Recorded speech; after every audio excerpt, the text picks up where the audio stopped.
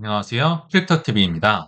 오늘은 최근 할인 행사에 제가 애쓰면서 했던 행동들과 또 강세장이 만약 끝났다면 바보가 되셔야 할 분들까지 소개해드려 보도록 하겠습니다.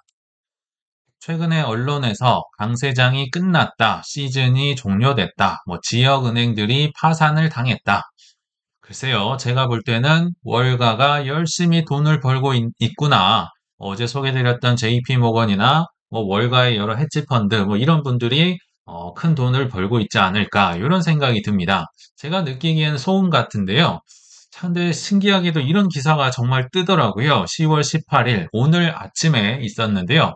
강세장이 끝났답니다. 심지어 비트코인이 무려 5만 달러까지 떨어질 수 있다. 무시무시한 기사가 있어서 일단 소개드려 보겠습니다. 분석가 크립토버드 처음 들어보긴 하는데요. 과거 반감기 사이클 패턴으로 얘기를 하시는 것 같습니다. 강세장은 10일 뒤에 끝날 것이다. 어떻게 해서 1058일이 경과됐으며 전체 사이클의 지금 99.3%가 종료됐다. 그러니까 뒤로는 0.7%가 있다고 해요. 그래서 사이클의 고점 예상일은 정확하게 10월 24일 경이 될 수 있다. 그 뒤로는 약세 구간으로 들어간다. 이런 신기한 의견도 있었고요. 또 다른 분석가 캡틴 파이빅 이분도 처음 들어보는데요. 아무튼 이분도 차트를 보는 것 같습니다. 상승 쐐기형 패턴으로 가고 있으며 5만 2천 달러까지 떨어질 수 있다. 아, 이분이네요. 5만 달러, 반토막까지 현재 기준에서 떨어질 수 있다. 강세장은 이미 끝났다. 선언을 했는데요. 이런 기사를 보시면 어떤 생각이 드시나요? 아이고 무서워라 하면서 흔들리시는 분도 계실 수도 있겠고, 아니면, 야, 참 신기한 의견을 가진 친구들이네. 이렇게 신기하게 보실 수도 있겠고, 후자가 되셨으면 좋겠습니다. 저희 구독자님들은. 그러나, 그렇게 되기가 쉽지 않습니다. 왜냐하면, 언론이든 기사든 썸네일만 보더라도 무시무시하거든요. 이럴 때마다.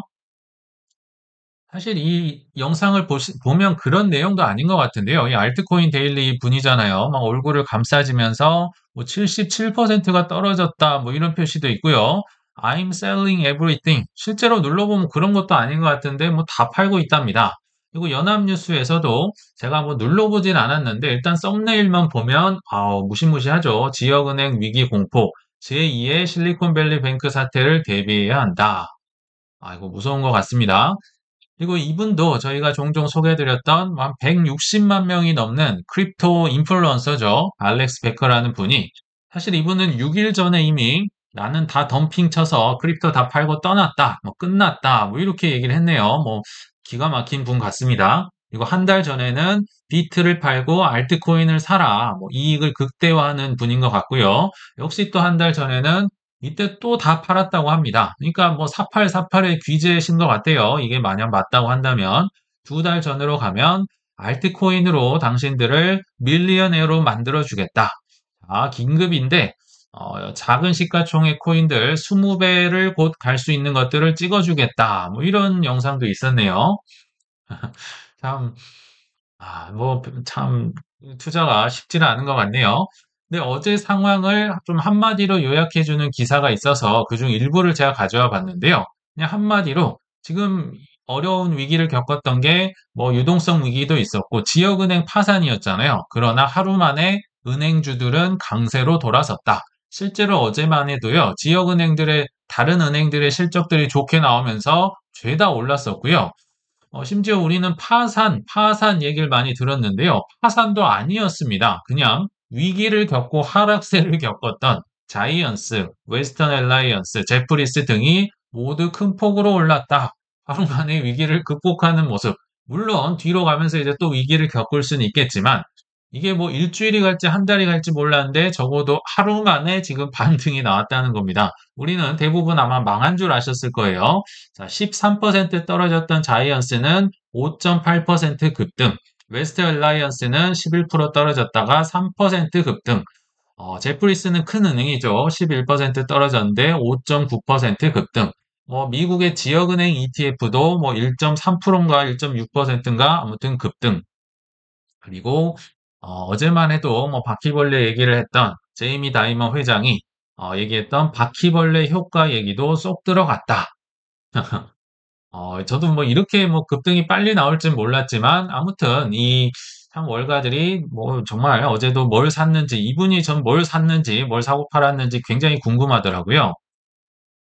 근데 뭐 전체 언론에서 뭐 위기가 나왔네, 바퀴벌레가 나왔네, 뭐 청산이 됐네 하니까 전 세계적으로 금을 이렇게 사고 있다고 합니다. 한국뿐만 아니라 여기는 ABC 불리언이라고 하는 호주에서 뭐 가장 크고 오래된 금 거래소 중에 하나라고 하는데요. 사람들이 줄을 서서 금을 사고 있더라. 아까 뭐 예전에 보여드렸지만 금의 상승세가 지금 어마무시하게 뾰족하게 올라와 있는데 줄을 서고 있다. 그래서 금에는 줄이 뭐 4K 지금 한 4,300불 넘었나요? 온스당 이렇게 올라가니까 줄을 서 있는데 비트코인 창구는 썰렁하다. 사실 108K 이것도요. 말도 안 되게 지금 많이 올라왔었잖아요. 그럼에도 불구하고 비트코인은 너는 항상 비싸. 너는 항상 덜 오르니까 안 사. 하면서 항상 다른 걸로 가시죠. 아무튼 금 쪽은 사람이 차고 넘친다. 그래서 제가 드리고 싶은 말씀은요. 오늘 날씨, 내일 날씨, 일주일 날씨 모를 수 있습니다. 못 맞출 수는 있는데요. 그러나 스스로 공부를 꼭 하셔서요. 계절은 본인이 판단을 하고 맞추셔야 됩니다.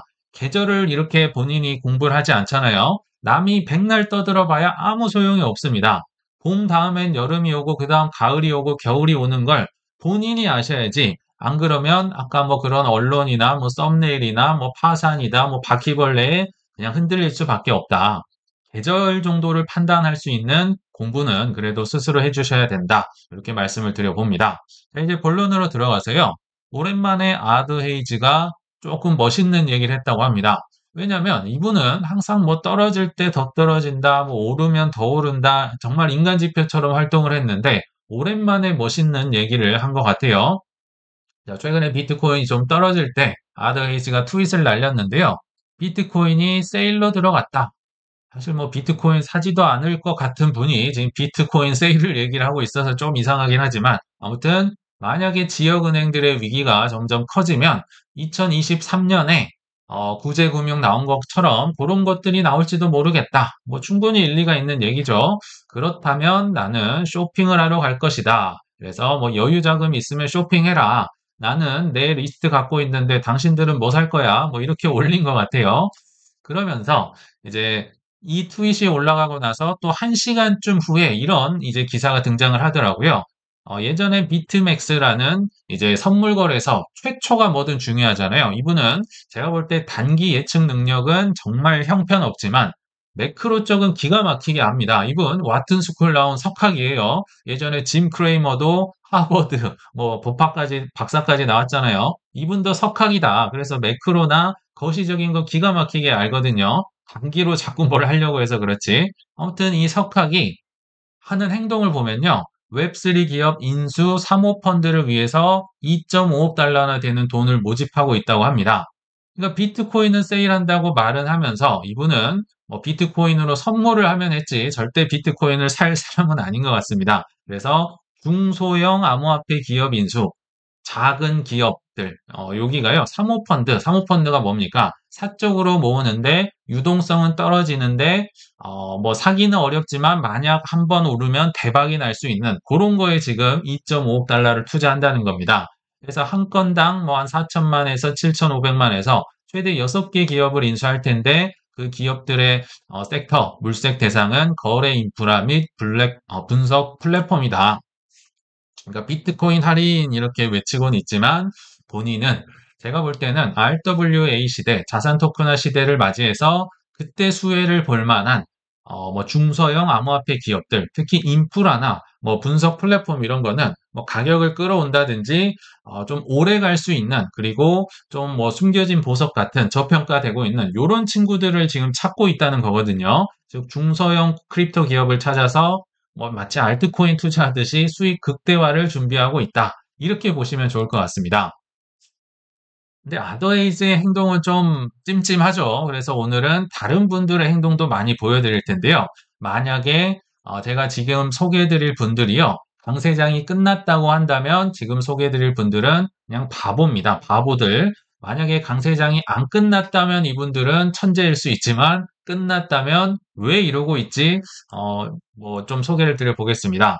자, 10월 18일 뭐 새벽 1시경에 블룸버그에서 후오비 설립자가 무려 10억 달러를 들여서 이더리움 비축 기업을 이제 막 출범한다. 이제 막 준비한다는 겁니다. 강세장이 오고 있는데, 뭐 준비를 한다는 거 이해가 돼요. 근데 하락장이 오고 있는데 뭐 이런 걸 뭐 출범을 준비한다? 바보지 않을까요?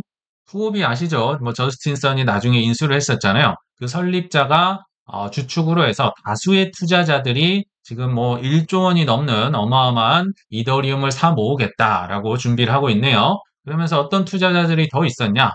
펜부시 캐피털, 해시키 회장. 해시키는 우리가 많이 들어서 알고 있는데 펜부시는 어딜까요? 이런 데가 지금 그러니까 중국의 삼총사가 힘을 모아서 이더리움 가즈아를 이제 막 외치고 있다. 펜부시 캐피털은요. 중국의 A16G라고 불리는, 그러니까 중국의 최초로 크립토 벤처 캐피탈입니다. 뭐든지 최초는 인기도 있고 가치도 있고 많은 돈을 버는 경향이 있거든요. 실제로 이분들은요, 펜부시는 해시키 그룹보다 운용 자산이 더 큽니다. 굉장히 커요. 그리고 또 하나 이거는 제가 조사하면서 알게 됐는데요. 비탈릭 부테린이 공동 설립을 한 회사라고 합니다.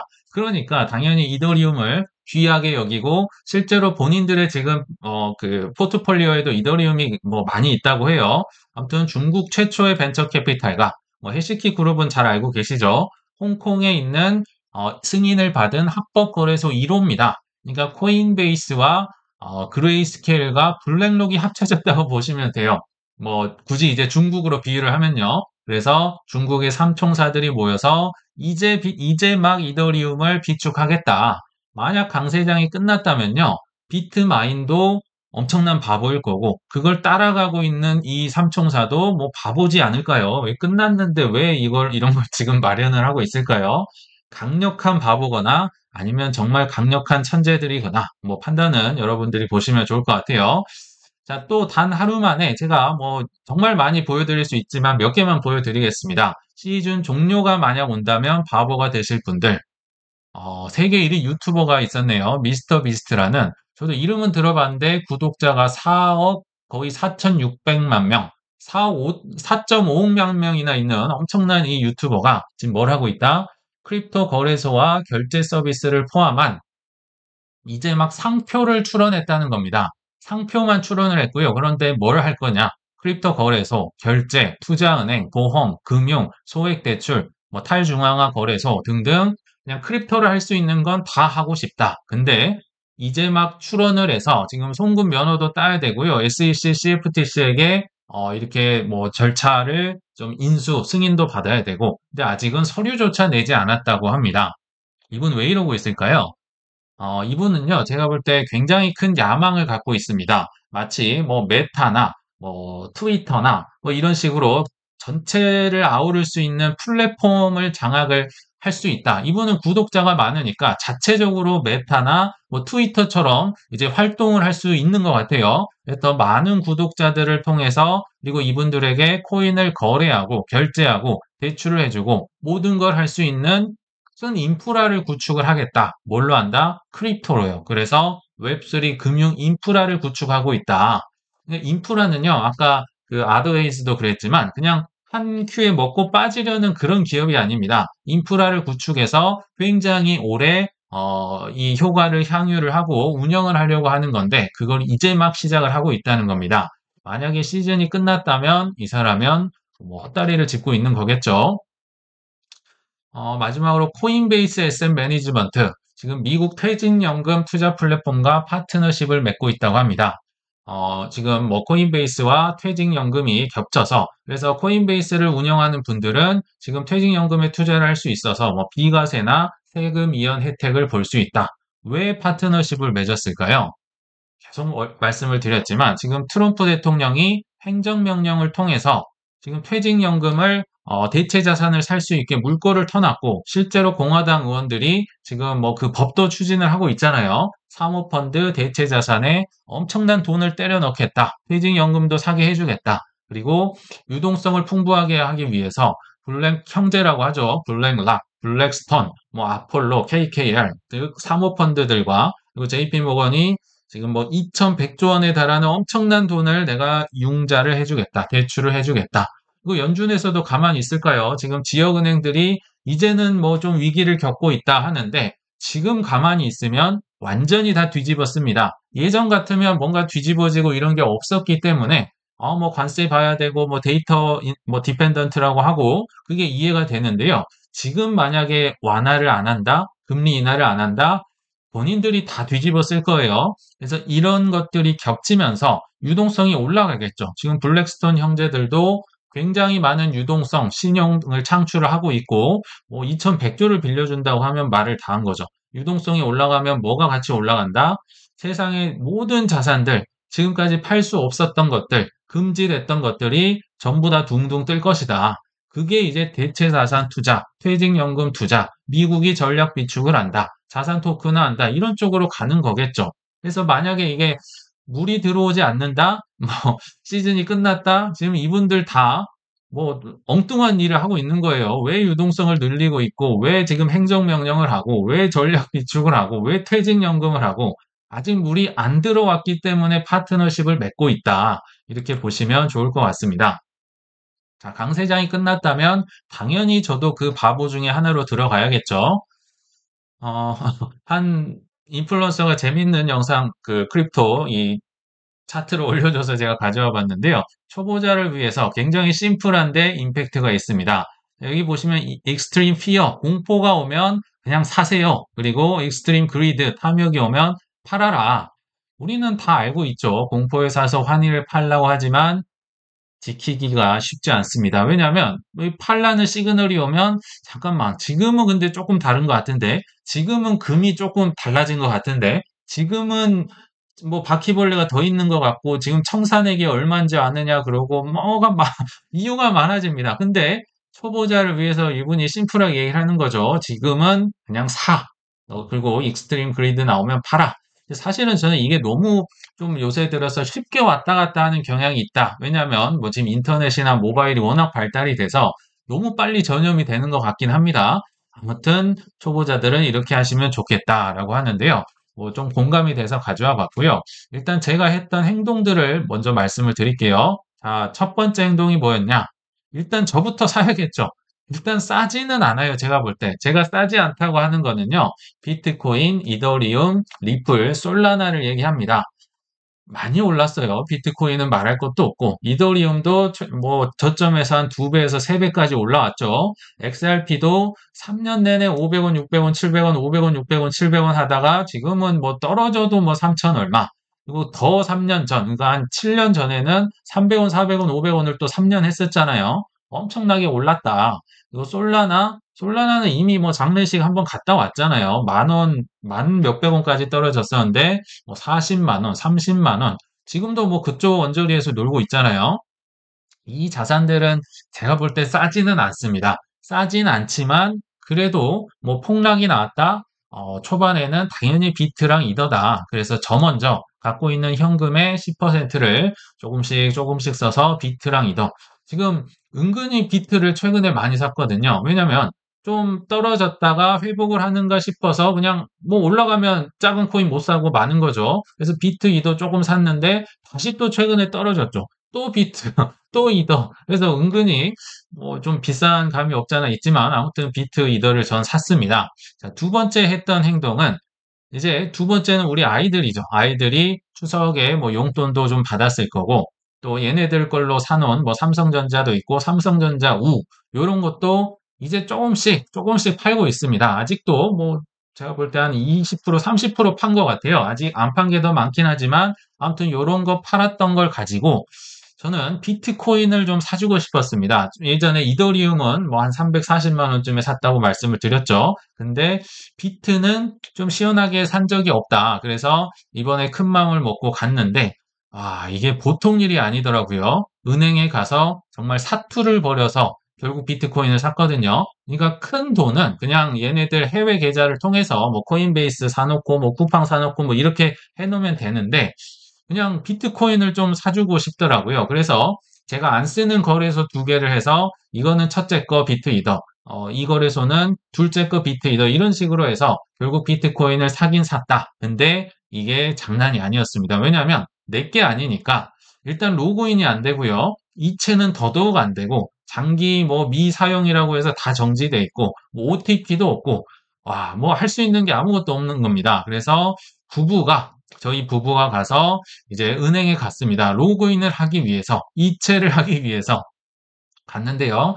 은행에 뭐 은행원이 한 분밖에 안 계시더라고요. 근데 막 줄은 서 있어요. 막 7명, 8명인데 한 명이 하니까 한참 걸릴 거 아니에요. 굉장히 오래 기다렸고 아까 두 명이 저희 부부가 안 갔으면 또 안 됐을 거예요. 한 명만 가면 돌아왔어야 됐다. 그리고 다행히 등본은 들고 갔는데요. 기본증명서 갖고 오셨어요. 이게 뭘까요? 아무튼 거기서 막 발급을 받고 도장은 갖고 오셨냐? OTP는 있느냐? 그리고 한도는 30만 원밖에 안 되더라고요. 그래서 요것도 늘리고 정말 사투를 벌이면서 한도를 100만 원까지 올려놨거든요. 하루에 이체 한도. 그래서 겨우 100만 원 정도를 각각 비트코인을 샀습니다. 뭐 아쉽긴 하지만 뭐 이 정도 한 것도 정말 큰 노력을 해서 기어이 비트코인을 뭐 좀 샀다.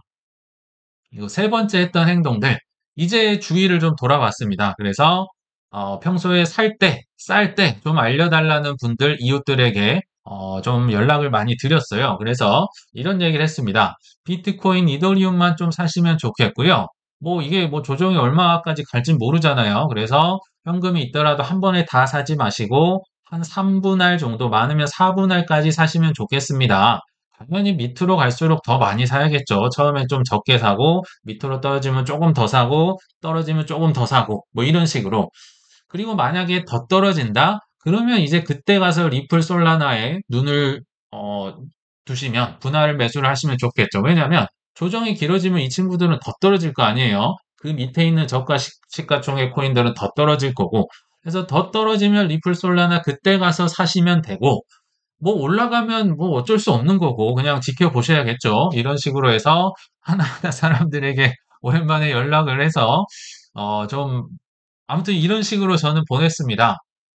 그럼에도 불구하고 본인들이 공부를 하지 않으면 계절을 판단을 할 수 없으면 올라도 뭐 제가 욕을 먹을 수도 있겠죠. 그럼 나중에 이제 연락을 안 하겠죠. 아무튼 이렇게 열심히 보냈다. 혹시 그럼 여러분들은 이번 뭐 나름대로의 이 공포 때 사실 뭐 그렇게 공포라고 저는 느끼진 않았지만 뭘 사셨나요? 당연히 더 떨어질 수는 있어요. 그럼 갑자기 또 조정이 나올 수 있고 얼마든 그거는 그냥 자연스러운 일이잖아요. 다만 제가 당부드리고 싶은 거는 정말 1년하고도 한 반 정도를 강조를 드렸지만 비트 이더는 50% 이상 꼭 가져가셨으면 좋겠습니다. 10분 양보해서 비트 이더에 솔라나의 XRP까지 요 4개를 합쳐서 아무리 적어도 최소 50%에서 많으면 80% 정도는 가져가시는 게 지금 이 마라톤을 뛰는데 너무 평안하다. 우선순위다. 이게 많이 떨어지고 나고 그럼에도 떨어진다. 그럼에도 현금이 있다. 그 밑에 시가총액을 저도 다 가지고는 있어요. 그러나 처음부터 막 작은 코인을 달려들고 이러진 않거든요.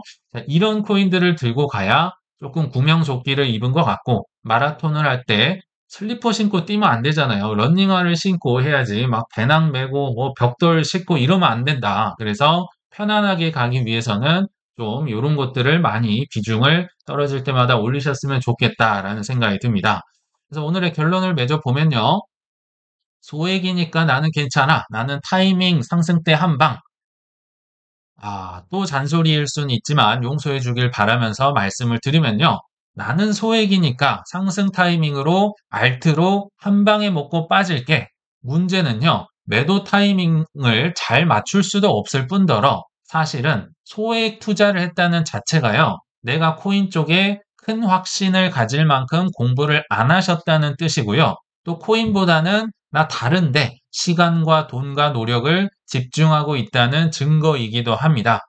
믿음이 있는 분들은요, 큰 돈을 이미 넣어서 이런 코인들로, 이 코인들 다 엄청나게 많이 올랐거든요. 그래서 평안한 투자를 하고 있을 가능성이 높다. 그래서 소액 투자자, 한방을 노리는 분들은 굉장히 가볍게 이거를 생각하고 접근하셨을 가능성이 높다고 보입니다. 만약에 코인 투자를 진지하게 하실 분이라면요, 그 어떤 난리통에도 흔들리지 않으실 단단한 포트폴리오와 실력을 갖추시고 이거 오래 뛰어야 되거든요. 마라톤이라고 생각해 주시길 바라면서 이만 마치겠습니다. 시청 감사합니다.